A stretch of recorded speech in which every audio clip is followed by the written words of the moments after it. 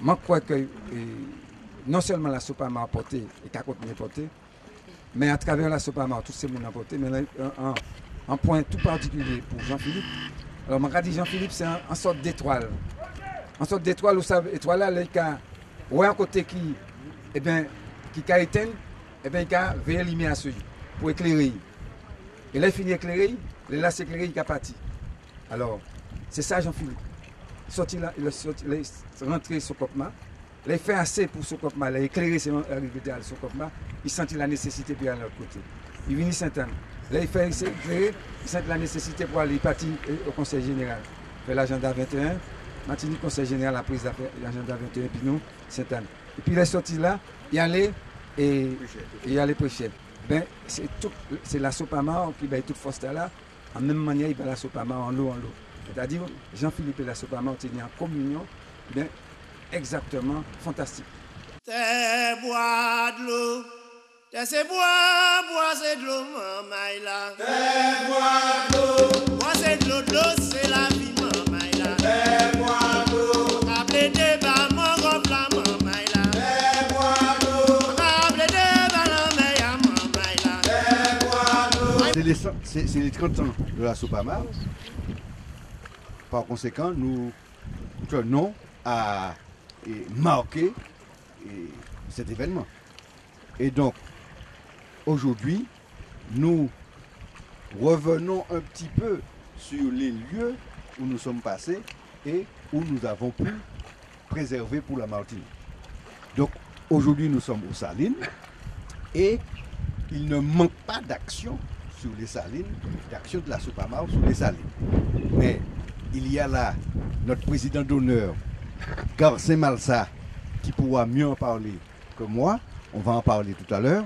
Mais ce que je tiens à dire, c'est que la Sopama est arrivée pour la Martinique. Et la nécessité s'est présentée parce qu'il y avait de véritables attaques sur le pays. Avant même la naissance de la Sopama, il y a eu un projet à Zatahama sur Saline ici, où il s'agissait de faire 11 000 lits. C'est effarant.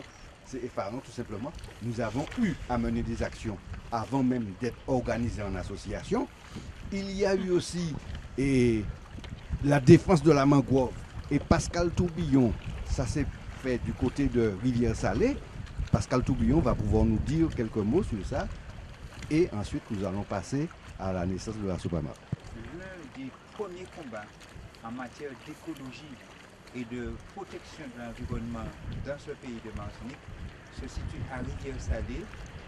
Et là où nous avions créé à l'époque une association des mangroves de la Martinique. De quoi il s'agissait? Et c'était l'un de ceux qui ont contribué à créer la Sopama avec Garcin Malsa. Il s'agissait de Pierre Davidas, qui avait fait un travail avec nous pour nous sensibiliser sur les problèmes de l'environnement. Et il s'agissait de casser la mangrove de toute la baie de Génica pour mettre un immense complexe portuaire et industriel. Et à ce moment-là, nous nous sommes mobilisés et nous avons créé l'association des mangroves de la Martinique qui a donné, avec d'autres structures, ce que vous connaissez, la Sopama. Ce sont des actions précurseurs avant même l'organisation en l'association Asopama. Et puis est venu Asopassu qui a vu le jour à Sainte-Anne, là où nous sommes, avec des potomitans comme notre président d'honneur qui s'appelle aussi chez nous Koubari Étoilé. Donc je vais lui passer la parole pour qu'il puisse parler de la naissance de la Sopama et ensuite on passera la parole à l'une des présidentes, la deuxième présidente de la Sopama, et Jacqueline Petitot. Mais alors, Garcin Malsa, comme tu étais au début même de la Sopama, dis-nous un peu comment ça c'est. En fait, la Sopama, c'est la fille de la Sopassu. Alors, la Sopassu naît de la jonction de ce qui s'est passé en 1974 ici même, parce qu'il y avait un grand projet appelé projet Azatama, avec une grosse mobilisation de tous les Martiniquais pour défendre ce site. Et ensuite, il y a eu sur Sainte-Anne à Crèvecoeur une mobilisation des Sainte-Annais sur un petit site parce qu'on voulait y installer un grand barrage du même acabit de celui de la Manzo et Rivière-Salée, comme vient de dire Pascal, la mangrove. Donc ces 3 points constituent l'essence même de la SOPASU.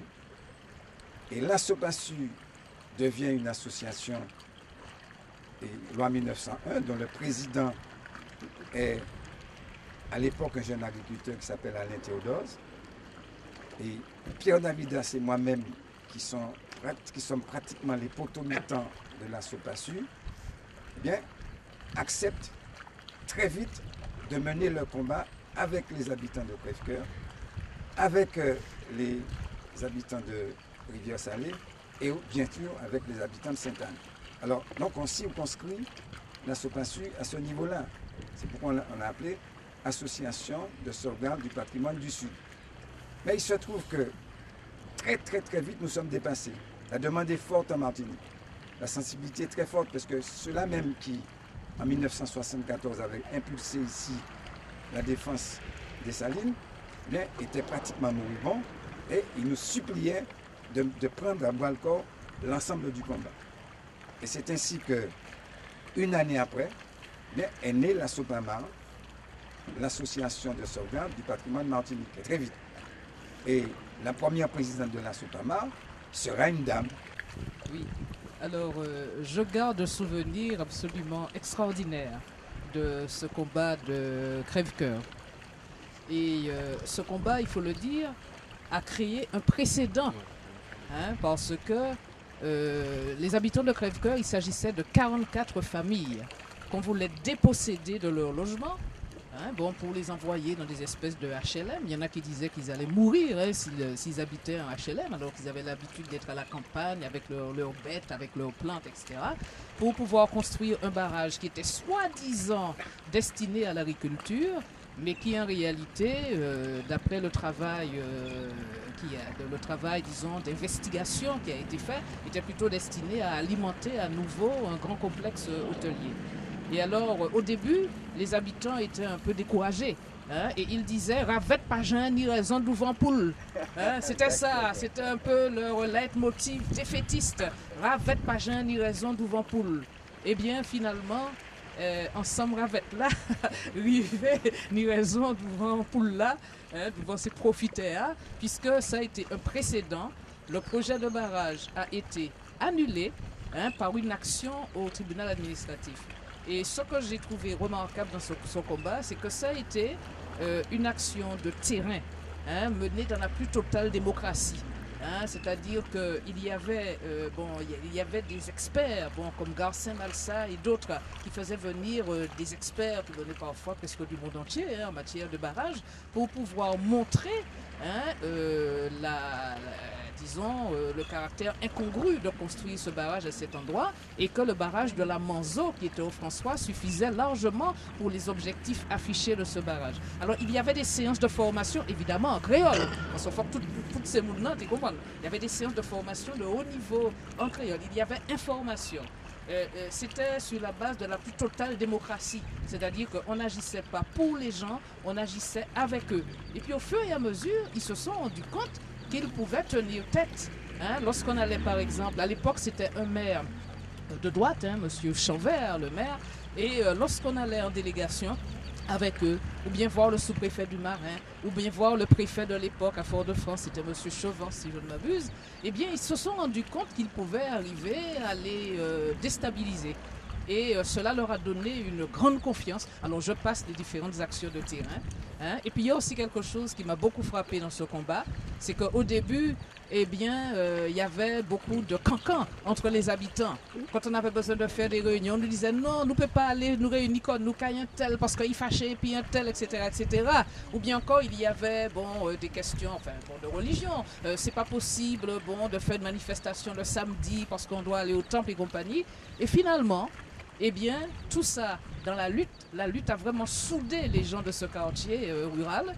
Et puis, il y a eu une extraordinaire unité. Et puis c'est un combat d'ailleurs qui a rayonné sur toute la Martinique. Hein. Je me souviens en particulier que nous avons fait la jonction entre cette population de la Martinique profonde, rurale, avec le mouvement ouvrier, parce que nous avions participé à un 1er mai à Fort-de-France, et il y avait des gens qui connaissaient même pas la maison des syndicats, qui n'étaient jamais venus, et puis ils étaient venus toutes générations confondues, avec les petits-enfants, il y avait les grands-parents, les petits-enfants, etc. Je suis arrivée en cours de route, mais j'ai l'impression d'avoir toujours été à la Sopamar. Mais je voulais quand même, pour continuer, c'est le premier combat juridique gagné de la Sopamar. La Sopamar est un marché qui est quand même relativement important. Pour Mamaï, la campagne, ouais que il y a arrivé gagner devant un préfet. Alors moi, je suis arrivée en cours de route, mais comme je vous disais, j'ai l'impression d'avoir toujours été à la Sopamar. Et je crois que j'ai été élevée à la campagne, je ne pouvais pas, avec une grand-mère qui m'a appris l'international et la défense de ma petite campagne. Donc je ne pouvais m'orienter pièce côté qui a dans le combat pour ma pays. Donc c'est vrai que je fus trésorière. Ce ne fut pas facile. Ce ne fut pas facile parce qu'il fallait non seulement mener ce combat des finances, parce que les autres savent que nous pas jamais riches, et pas de subvention, tout nous était coupé, enfin le faisait tout à la force de nos bras et par la conviction des militants, et nous sommes nombreux à avoir puisé dans nos deniers personnels, mais ça c'est du militantisme. Donc tenir combat là, mais aussi tenir c'est pas tes combats là, seulement tu as mené, il faut que tu mené aussi sur le terrain les actions avec les camarades. Et des actions, on en a mené beaucoup. Moi, pas seulement peut dissocier toutes, mais ni en qu'à songer. C'était le convoi pour la terre. Alors, nous sortis du nord de la Martinique pour nous arriver à Sainte-Anne. Et moi, je crois que mon idée, en l'eau image, en l'eau mamaï qui était qu'attend nous, on est là sur la route, dans les carrefours, dans les entrées, et puis l'autoyo. Ou bien, yo te ka attendre nous passer pour applaudir nous. Mais il y a un machin qui manquait dans la campagne Sainte-Marie. C'est un monsieur, je vais nommer Noy, actuellement conseiller régional. Quand nous passons devant Kay Papaye, nous avons eu tous les jurons qu'on pouvait avoir. Et ça ne nous a pas abattus. Nous avons continué. Et je crois que nous sommes arrivés des milliers à Sainte-Anne ce jour-là. Teni Mona, Teni Rémi Juvenal, et puis Papaye, ils fait Tichimeya, Danti, Méharia, je ne songer ça. Teni Jobi Bernabé que nous jouons le matin. Tous ces gens-là qui en nous descendent. Et puis des prises de parole, tout le monde parlait, tout le monde avait quelque chose à dire ce jour-là pour défendre son pays, sa terre martiniquaise. Et moi, je crois que j'ai tellement d'images, mais cette journée me restera tout le temps gravée dans le cœur parce que je vais constater que peut-être faut que nous t'aies aujourd'hui à nous une journée comme ça. Nous jouons parce qu'il y a qu'à décacher le pays. Et ça quand même dommage pour nous faire les jeunes que nous capables de mobiliser maintenant combat, pas pour nous, mais pour eux aussi, pour l'avenir maman est là. Et puis il aurait fallu des jours pour raconter ces souvenirs, mais je n'oublierai jamais Jean-Philippe. Jean-Philippe, le grand frère, le petit frère, le petit-fils, le fils de nos mamies de la Sopamar. Et ce type qui, en 3 phrases, résumait une réunion de bureau. Alors vous imaginez, je ne sais pas si vous pouvez vous imaginer ce que c'était les réunions de bureau, où il y avait les hommes Olo, Davidas, Garcin Malsa, Chartol, et puis il y avait les voix des femmes Doudou et moi aussi. Et en 3 phrases, Jean-Luc Ega aussi, et en 3 phrases, il résumait la réunion et disait bon, c'est comme ci, comme ça qu'il faudra faire. Et c'est cet esprit de synthèse qui nous manquera toujours. J'ai été effectivement adhéré à la Sopamar. C'est après un appel Montétan pour défendre ici, il y a même Saline, en aéroport, il était pour faire en face nous là. bon le temps. Et juste là, je comprends tout là que fallait venir là. Et m'a adhéré, m'a fini sorti du lycée. M'a adhéré là sur Pamar et c'est dans même balantage mon Jean-Philippe. Parce que Cluzel. M'a adhéré donc et puis d'autres anciens lycéens étudiants comme moi-même, Michel Léopoldi. Et tout ça nous entré là sur Pamar et petit à petit nous entré au bureau, nous venons Magui, nous venons tous les camarades là, Garcin, Bernard Olo. Et puis nous organiser en manière avant nous c'était peut-être des prises de parole, réunions, tract. Et nous-mêmes nous organiser ça, nous avons créé la côte, la commission organisation territoriale. Jean-Philippe était responsable. Et moi-même, je prends en les moins, j'ai fait communication, chargé communication, organisation qui m'a nous diffuser donc les mobilisations que nous pouvons faire, qui nous mobiliser. Et c'est comme ça nous en midi, en mesure des technologies aussi. En fait, c'était machine à taper, après c'était fax. Nous n'avons pas de temps internet pendant mon vice-président, mais tout ça vient après. Et en mes amis, nous faisons l'eau réunion, en l'eau vidéo aussi, nous faisons un petit film. Et la côte est capable dans chaque quartier, tout le pays. Et Jean-Philippe était notamment dans ça pour nous faire des réalité et puis un film que Garcin et puis M. Davidas c'était fait. Et c'est comme ça nous mobilisons le monde. Et puis vidéo à l'époque. Nous avons fait montage là grâce au CERMAC à l'époque.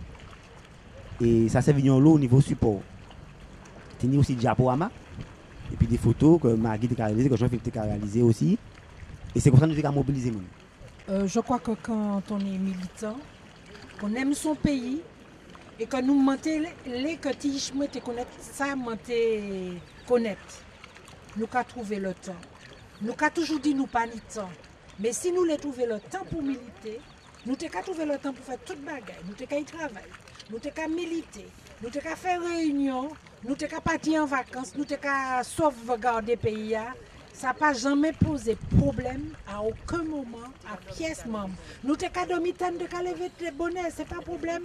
C'était, il faut que nous défendions le pays. Il faut que nous quittions le marché en patrimoine, en matoukan ba yishnou et yishnou. Ça c'était objectif nous. Donc le temps nous avons le temps pour faire toute qualité bagaille. Et nous avons des fois ni des métiers pas faciles. C'est ça qui manquait moi arrivé après, même si je suis arrivé au Salé et puis l'association des membres de la Martinique, je suis surtout un militant de base, je suis suivre ces camarades-là, mais je n'ai pas ni responsabilité au bureau comme Magui, comme Marcel, Kipligène, comme Jean-Philippe. Et Jean-Philippe marqué moins, parce que Jean-Philippe a une capacité de synthèse, mais c'est considéré comme un militant de cœur et de conviction. Parce que calmement, il t'a expliqué pour qui il faut qu'on fasse combat. Calmement, il t'a trouvé le temps pour aller tout partout. Et en continuant à faire travail, que ce soit à la Soukopma, que ce soit en tant qu'ingénieur agronome, mais tout le travail a été fait, donc militantisme il était trouvé là. Et puis c'est un camarade de cœur, en écologie de cœur, parce qu'il était aider un camarade. Un camarade conseil, supporter, accompagner. Et c'est ça qui marque moi en Jean-Philippe. Et c'est pour ça, 30e anniversaire là, nous avons dédié à la mémoire de Jean-Philippe Pinto-Cluzel. Au niveau des étudiants, je crois que ça a aidé finalement l'étudiant à structurer même mental, à sous même sa spécialité. Le fait économie, le fait droit, c'était ça qu'il a fait. Quel que soit son fait, géographie, etc. Eh bien, ça quelque part, personnellement, ça a structuré l'esprit moi dans justement l'étude de la faire. Donc c'était un travail, mais c'est un travail qui fallait être fait pour nous-mêmes former comme nous. Moi en particulier, dans la commission juridique là, nous avons des mamans qui ont fait études de droit, mais aussi des fois en études en urbanisme, en géographie. Ils ont venir puis nous, surtout à partir de deuxième année études supérieures là. Et c'est eux qui sont allés marcher et dans le dernier moment, le jeudi après-midi ou le mercredi après-midi ou d'autres jours, donc à venir et puis nous dans les mairies sur le terrain pour te comprendre ces combats et mieux et ils expliquer nous qui manière dans études boyaux, dans études urbanisme, qui manière mieux comprendre le pays et qui manière de structurer penser parce que ça t'a apporté qui manière à lire un document juridique par exemple et mieux parce que il a fait travail là et puis nous. Donc travail militantisme là, qui permettre nous, si vous voulez, à dans certains sens, non pas de négliger le travail professionnel ou le travail d'étudiant, mais d'être plus performant à notre travail. Et c'est ça, moi, je crois que la Sopamor apporte nous dans l'eau, dans le bagage. Et si nous avons un message pour nous, les générations futures, c'est de dire quoi? Que c'est là qu'on baille ou qu'on recevoir en pile. Et c'est ça le militantisme, c'est ça le bénévolat, c'est ça l'action associative. Nous parlons jusqu'ici de la Sopamor dans la terre martiniquaise, mais nous jambons de l'eau aussi. Hein. Nous allons dans le grand congrès Rio. En 92, nous allons au sommet de la terre à Rio. Nous étions là. Nous allons dans des symposiums en 90 et en Guadeloupe. Nous allons aussi dans une grande conférence qui était à Paris en 89. Nous faisons des interventions, nous mettons toutes ces traces-là, c'est-à-dire que nous parlons, quand on est comme nous, à Team Martinique, nous, parce qu'un vrai écologiste, c'est ça qui a passé dans le monde qui a intéressé aussi. Donc, il faut que nous ayons tout aspect extérieur là, et nous tenions, faire toutes ces bagages-là. C'est en organisation. Nous avons organisé comme nous, parce que nous tenions aussi des foyers, nous tenions aussi des riches. Et cet moment-là, tu as accompagné nous dans les combats. Quand on voit les photos, quand on voit tous les militants de la Sopamor. Nous avons parlé d'anecdotes. Nous avons célébré ici, il y a quelques années de ça, le centenaire du tribunal administratif et du Conseil d'État.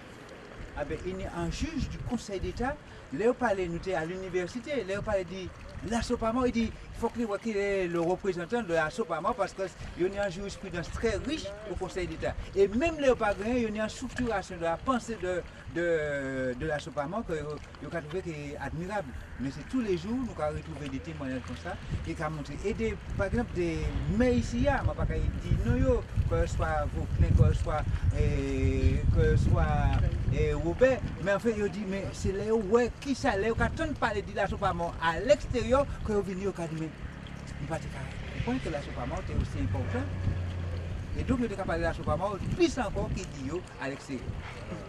Et si les juges aujourd'hui parlent de la Sopamor avec tant d'aisance, il faut que nous pas oublier que et tant d'aisance, il faut que nous pas oublier aussi que avocat nous Claudette Duhamel, c'est un monde qui n'a jamais demandé nous un centime, qui au-delà du travail qui sont travail en avocat et en boulot, c'est un spécialiste du droit de l'environnement en Martinique. Il n'a jamais demandé la Sopamor en centime. Et toujours mis temps, gourmet aussi pour la Sopamor. Et ça, il faut que nous disions, et sur le terrain aussi, il faut que nous songions dire, parce que Claudette est aussi en famille, il est mamaille, et il faut que nous pas oublier dire ça aussi. Hein. Et puis il faut ni des bagailles nous qu'à peut-être oublier. Nous avons eu en 90 notre premier congrès. En 90. En 2005, on a eu un deuxième congrès. Le premier congrès, nous avions des gens de partout. Et c'est le monde-là qui était envoyé au Championny, c'était camarades de notre pays, de notre pays français, de notre DOM, département d'outre-mer français. C'est camarades qui tiré bon roche derrière nous, mais ça pas grave. Mais nous avons fait un machin, nous avons des spécialistes venus pour vraiment poser, soutenir-nous dans les vrais problèmes que nous avons évoqués. Tout long. Alors, je dis, il y a un machin qui fait me rigoler des fois, qui fait me rigoler, mais je suis jeune. Je dis qu'en Côte d'Ivoire, en fait, un des pays d'Afrique là, je suis replanté 25 km de mangrove. Alors que ces camarades-là ont mené un combat contre la destruction de la mangrove de Génipa. Parce que bon, les côtes étaient érosion, tout ça. Et je dis que faut que nous continuions le combat parce que le combat est encore d'actualité. Mais être écologiste, et Magui t'a parlé de tout à l'heure, combat et Claudette, parce que Claudette est fondamentalement écologiste. Ma question, à l'époque, nous étions en avocat, mais à partir du moment où il senti le combat à venir raide, parce que nous sommes tombés directement en affrontement, et puis c'est Békéa, il dit nous très clairement qu'effectivement, il ne peut pas être péché.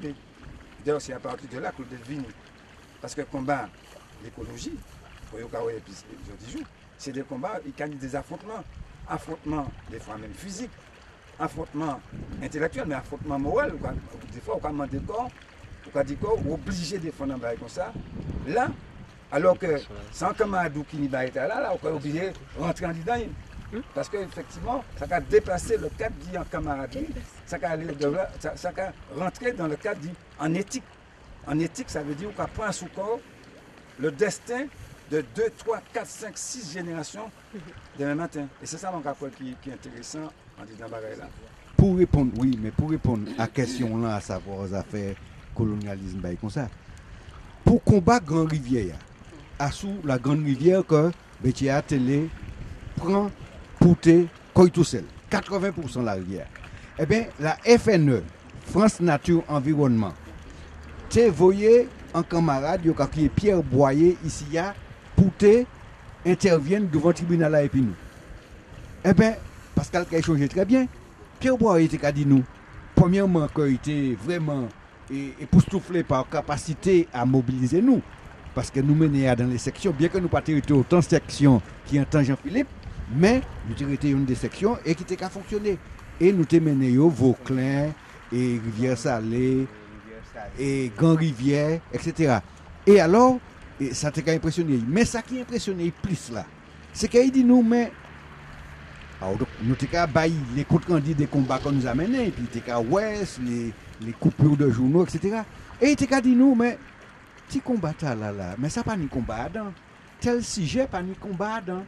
Tel sujet, c'est en effet un courrier à l'administration, et puis ça a arrangé sans pièce qualité problème en France, quoi, changer.